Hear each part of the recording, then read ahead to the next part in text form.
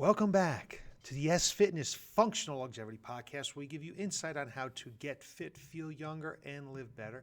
Hi, my name is Chris Barta, best-selling author and owner of Y.E.S Fitness, and I'm coming to you today from just down here at our facility on a Tuesday afternoon. I hope everyone has been enjoying this holiday season. I have just a little bit of housekeeping to go over here. The first thing is that New Year's Eve, we are running our normally scheduled sessions all the way up until noon. At noontime, we're shutting it down, and we are closed on New Year's Day. We'll reopen again on Monday, January 3rd, for all our normally scheduled sessions. So if you come in the evenings and you are coming on Saturdays, you want to get a workout in, get in here on Friday morning. Like Christmas Eve, I think a lot of people like Christmas Eve off because the holiday was on a Saturday. New Year's Eve, I think a lot of people are going to have New Year's off because the holiday is on Saturday as well. So come on down. Let's get that workout in and finish off the new year, finish off the old year correctly, and maybe get a jump start on the new year. So there you go. So that's where we're at with that. So from here, what I want to talk about is a lot of people, ramp it up, the New Year's resolutions, or whether they call it resolution or not, some changes they want to make in their lives, and exercises. One of the bigger changes people like to make, if they want to get more fit, they want to get more healthy, they want to lose some inches, whatever it may be, but exercise always seems to be in that gamut of things that they want to try to become successful at in a lifestyle change for the upcoming year. So I thought I would give you some questions to ask or think about before you choose a gym, or before you choose somewhere that you want to exercise, whether it's a small facility like ours, a coaching center, or it's a gym. And just to be transparent here, these questions came from Results Fitness. Results Fitness and Results Fitness University is one of the top 10 gyms in the country. It's been voted that for years on end, and we are affiliated with that Results Fitness University. So this is a questionnaire that we use, and we help people figure out what kind of facility they want to go to. So here we go. Here's some questions I think you need to think about when getting ready to join, or when you head into a facility, and some questions you want to ask or things to look for. So the first question is, what is my destination? What are you trying to accomplish? That's the very first thing you need to think about before you get started.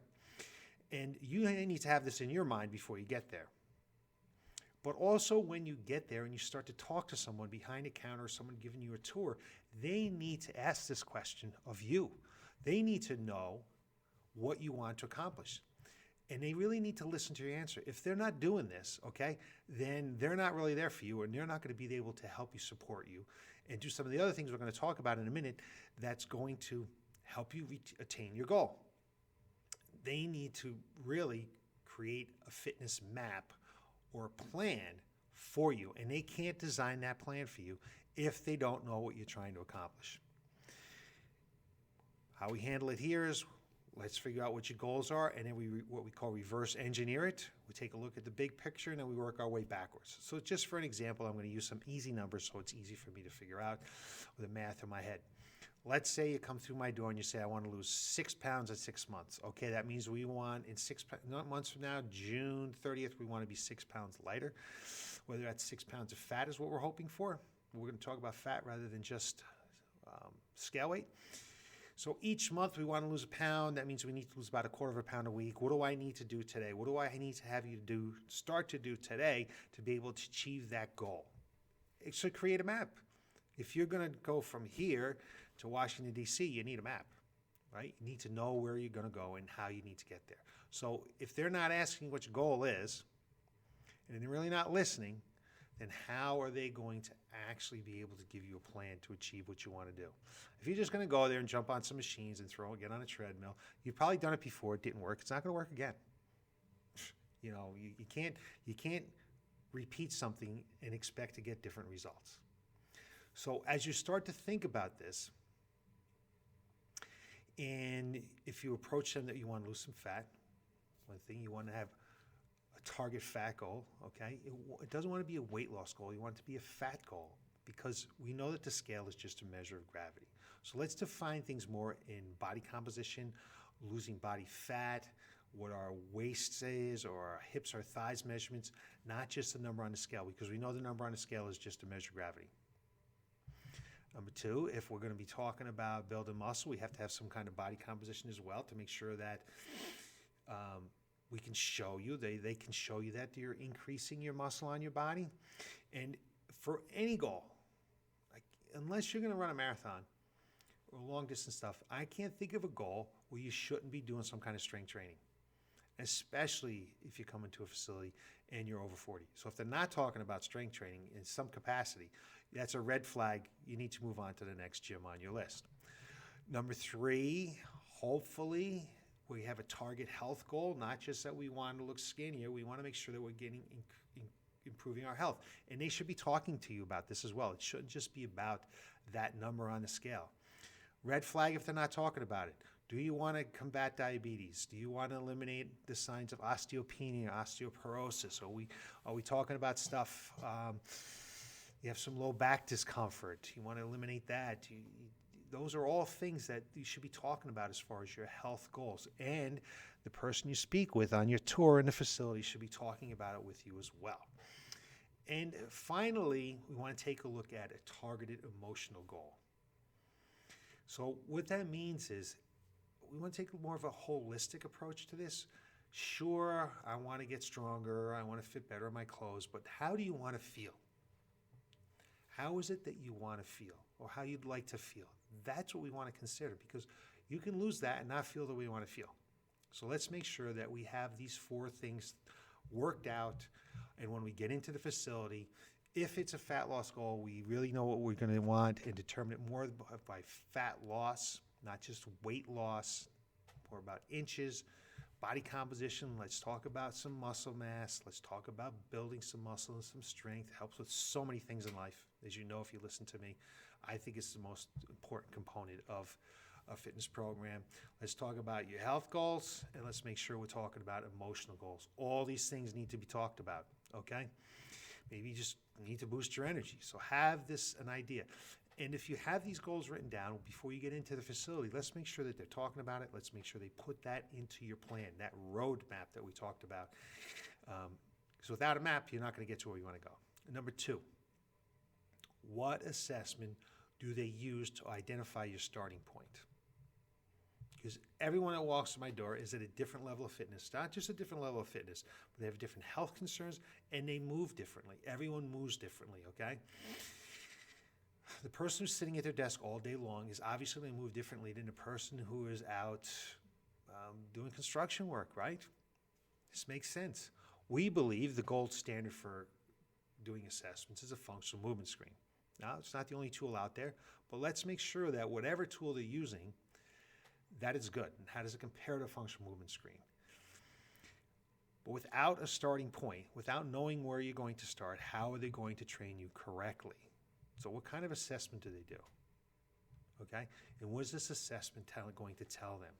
So, for example, if you have poor ankle mobility, if your ankles don't move the way they should move, or you don't have good core strength, you're not going to squat well.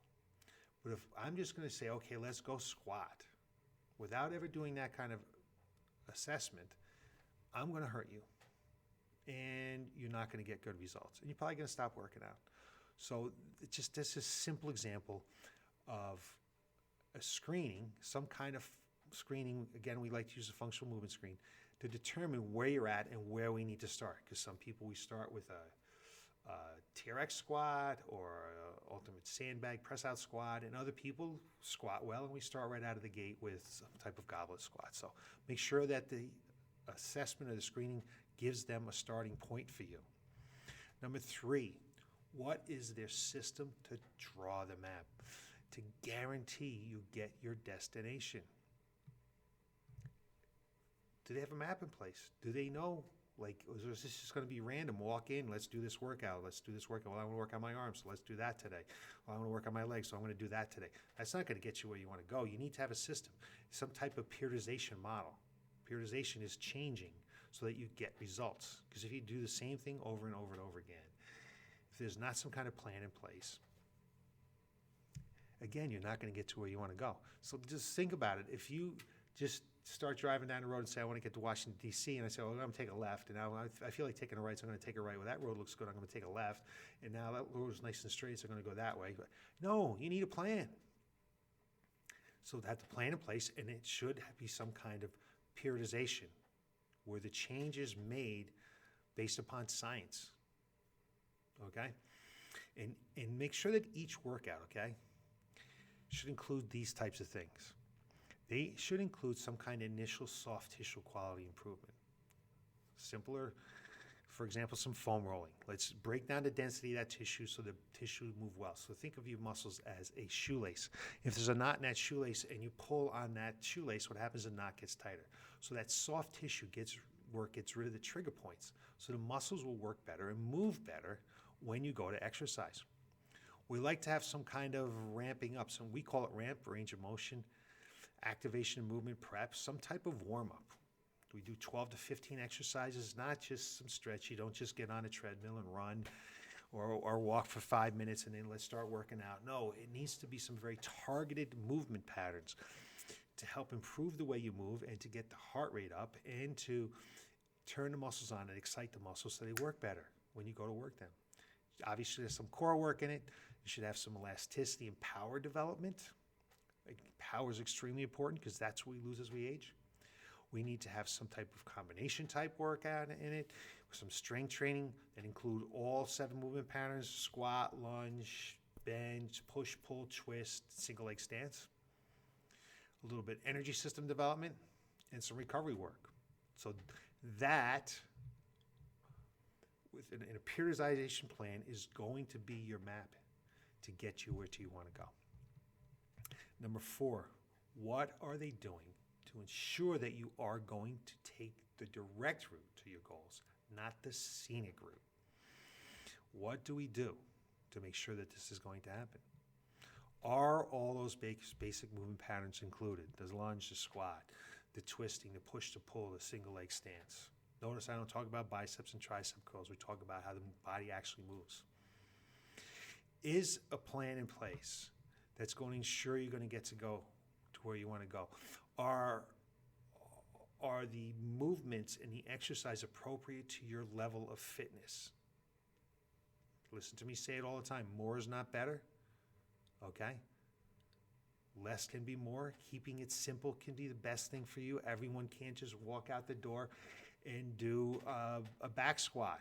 Maybe they have a problem just getting up and down out of their chair. So some simple exercise progressions can be more effective. Are we doing exercises that give you the best bang for your buck? Are they the best exercises you to do to be able to get to where you want to go? So more is not better. Better is better. That's what we want to be taking a look at. So number 5, will your program change every 4 to 6 weeks? Now, there's no believe anything about muscle confusion. Your muscles don't have a brain. They don't think, your muscles, okay? The body's very smart, and it will adapt, but you need to apply a stimulus to your body for it to adapt. And if we change that stimulus too often, it's not going to get a chance to adapt. And if you don't change it enough, okay, if you do it over and over and over and over again, the body becomes stale, your mind becomes stale, and you no longer get change. Your body doesn't adapt, and you're not going to get results. You're not going to progress. So there's a sweet spot about every 4 to 6 weeks. If you're doing twice-a-week workouts, that it should be changed. If you're changing it all the time, your mind is not going to be able to keep up. Your body's not going to be able to adapt, and you're not going to get the results you're looking for. So make sure we're doing that. Number 6, make sure we're getting that change in, okay? Do they make sure your program is balanced? What I mean by balance, it doesn't mean that you're practicing balance standing on one leg or some unstable surface, because that's not improving your balance. Okay, it's improving your ability to do that particular task, but it's not improving your balance. What I'm talking about, does it have constant checks and balances to make sure your program is in balance? Very simple example.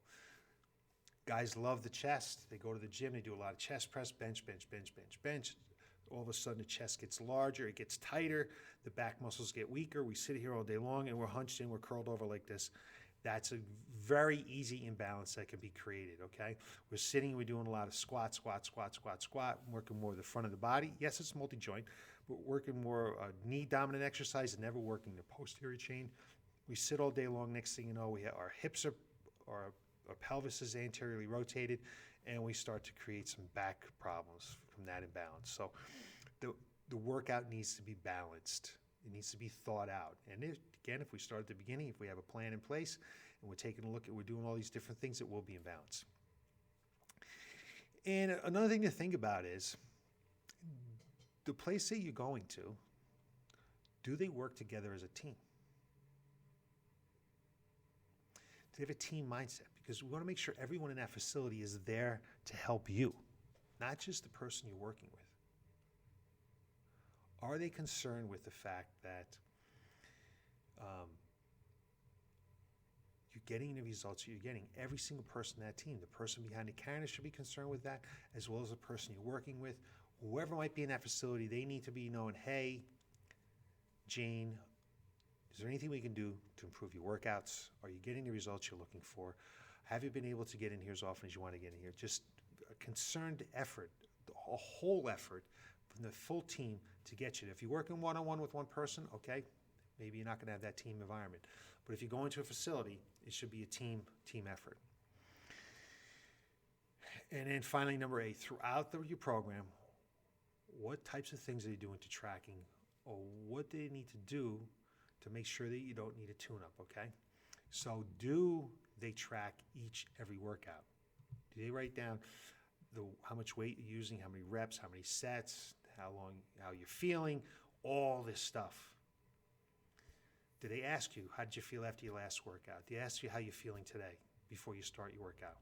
This is important to know, because if you had a lousy weekend and you got no sleep because you worked third shift or worked 14-hour shifts and you're coming in Monday morning, 6 a.m. and you're working out, the coach needs to know, are you tired?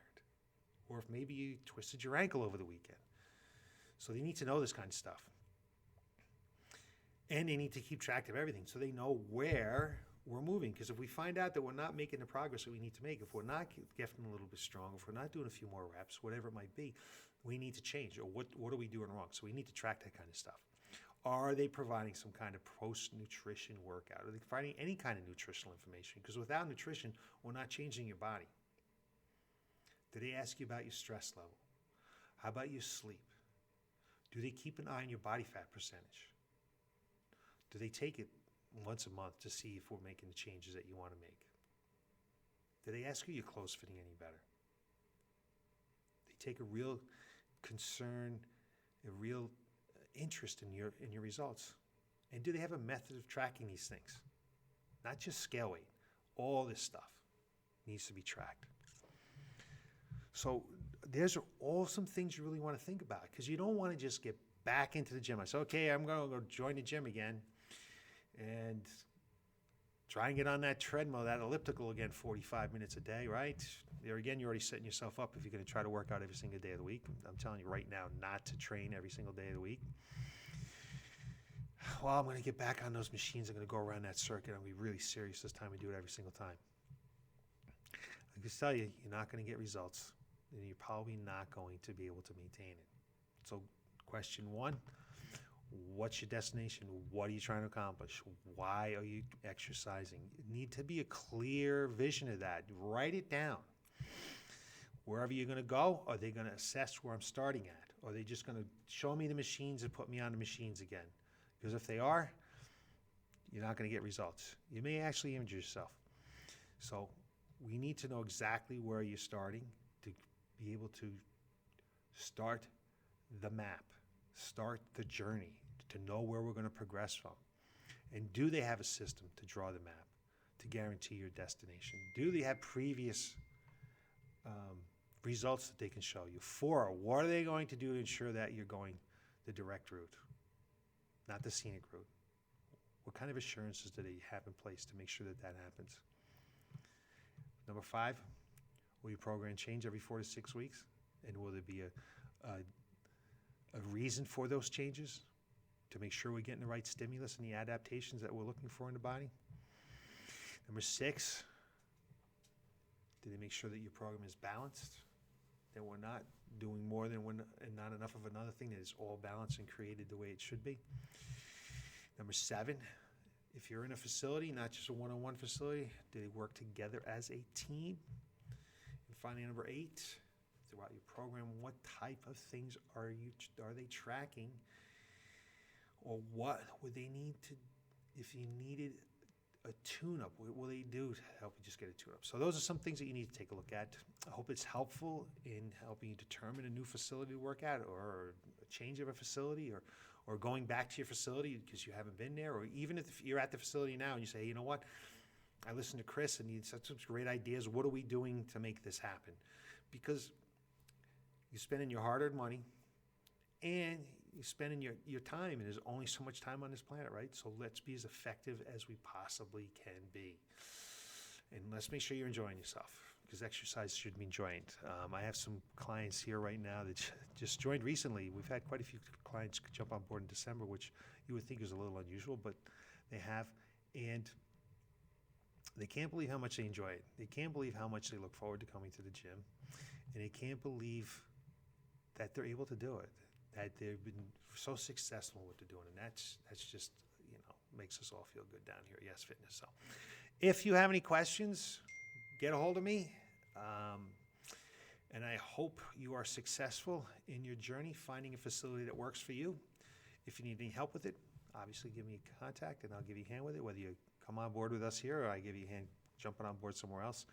My goal is always just to get people to live longer, live healthier lives. So you can look for me again next Tuesday with more insight on how to get fit, feel younger, and live better. Thanks for watching.